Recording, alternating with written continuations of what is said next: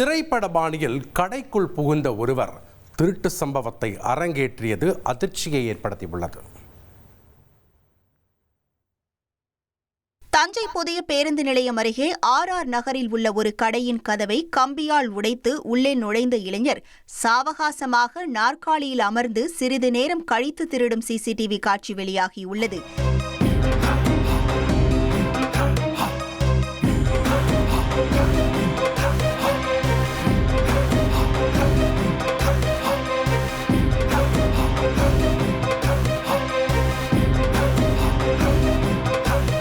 இதே பகுதியில் அடுத்தடுத்து 4 கடைகளில் நள்ளிரவில் திருட்டு சம்பவம் நடைபெற்றுள்ளது.